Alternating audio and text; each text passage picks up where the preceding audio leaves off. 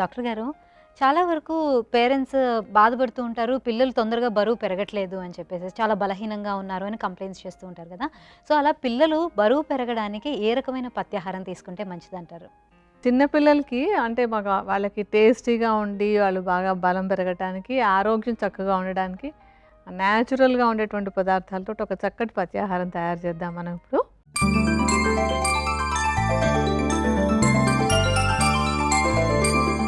చిన్న పిల్లలు బరువు పెరగడానికి పథ్యాహారానికి కావలసిన పదార్థాలు: ఎండు ద్రాక్షలు, పంచదార, కుంకుమ పువ్వు, సొంఠి, యాలక్కాయలు, దాల్చిన చెక్క, నెయ్యి. మరి చిన్నపిల్లలు బరువు పెరగడానికి పథ్యాహారం తయారు చేసుకోవడానికి కావాల్సిన పదార్థాలు చూసాం కదా! ఇప్పుడు దాన్ని ఎలా తయారు చేసుకోవాలో తెలుసుకుందాం. డాక్టర్ గారు, ముందుగా ఏం చేయాలంటారు? ఇప్పుడేంటంటే, మనం కొన్ని పదార్థాలు తీసుకున్నాం కదా! వీటన్నిటిని కలిపి ఒక హల్వా లాగా తయారు చేస్తాం. పిల్లలు హ్యాపీగా తినడానికి. అండ్ దానిలో మంచి న్యూట్రిషన్ వాల్యూ ఉంటుంది.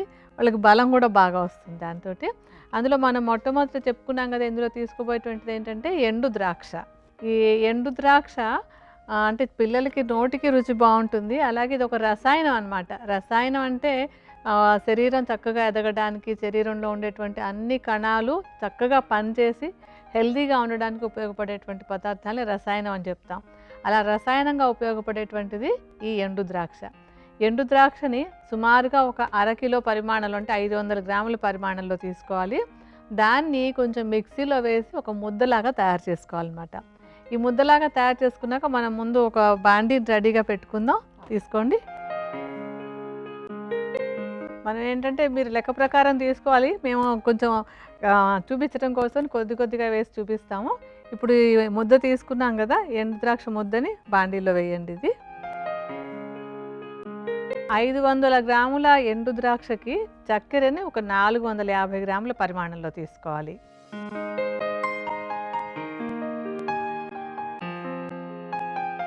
మనకేంటంటే ఎండు ద్రాక్షలో తడి ఉంటుంది కదా, ఆ తడితోటే పంచదార కూడా కలిసి కరిగి పాకంలాగా తయారవుతుంది అనమాట. బాగా కలపండి దాన్ని.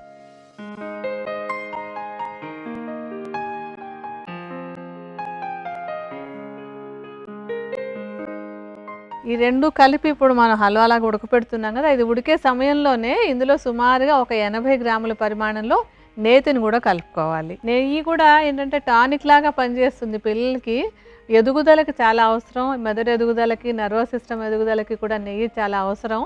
అందుకని నేతిని కూడా మనం ఇందులో కలుపుకుంటున్నాం అనమాట.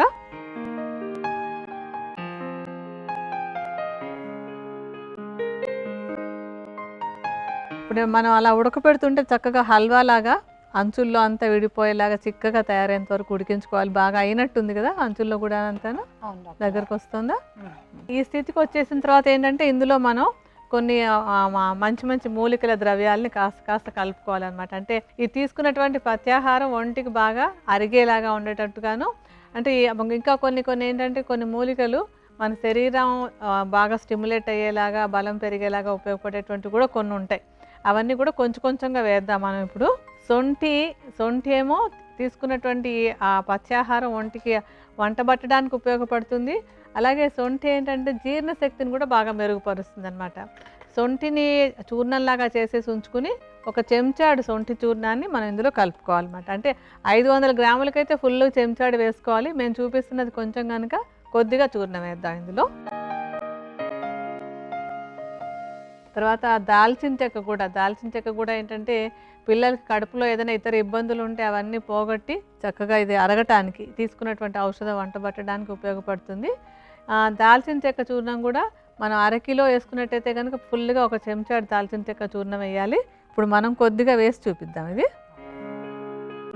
కొంచెం యాలక్కాయల పొడి కూడా, ఒట్టి సుగంధానికనే కాదు, మామూలుగా జీర్ణశక్తి అది బాగుపడడానికి కూడా ఇది చాలా బాగుంటుంది. కనుక కొంచెం ఒక అర చెంచాడు పరిమాణంలో యాలక్కాయల చూర్ణాన్ని వేద్దాం.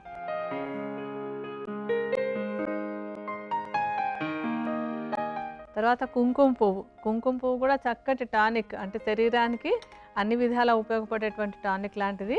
కుంకుమ పువ్వు, ఒక చిటికెడు కుంకుమ పువ్వుని కలుపుకుందాం ఇందులో. సుమారుగా అంటే అరకిలో వేసినప్పుడు 1 గ్రాము కుంకుమ పువ్వుని కలుపుకోవచ్చు. మనం ఇందులో కొంచెం పరిమాణంలో వేసి చూపిద్దాం.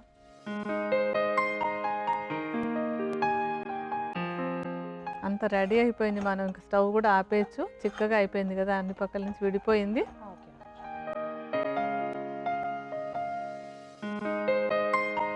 మంచి వాసన కూడా వస్తుంది కదా. నెయ్యి కూడా వేసాం, అలాగే యాలకుల పొడి కూడా వేసిన తర్వాత చాలా చక్కటి కమ్మదనము, కొంచెం ఘాటుగా బాగా తెలుస్తుంది.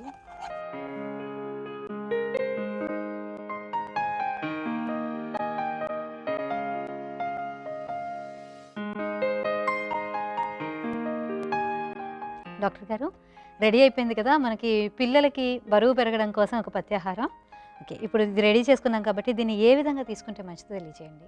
ఇప్పుడు మనం తయారు చేసుకున్నటువంటి హల్వా లాంటి పత్యాహారం 2 పూట్ల కూడా 1 చెంచా పరిమాణంలో, పొద్దున 1 చెంచాడు, సాయంత్రం 1 చెంచాడు ఇచ్చి వెంటనే 1 కప్పు పాలు తాగడానికి ఇవ్వాలన్నమాట. వెచ్చవెచ్చగా ఉండేటువంటి పాలు దీంతో పాటు తీసుకున్నట్టయితే కనుక అది మంచి ఆహారం, ఇదొక మంచి ఆహారం. 2 కలిపి పిల్లలు చక్కగా హెల్తీగా మనకి బరువు పెరగడానికి ఉంటుంది అనమాట. అంటే ఈ రెడీమేడ్ ఫుడ్స్లో అంతా కూడా రకరకాల రసాయనిక పదార్థాలు ఉంటాయి, ఎంతెంతో చక్కెర అవన్నీ కూడా ఉంటుంది.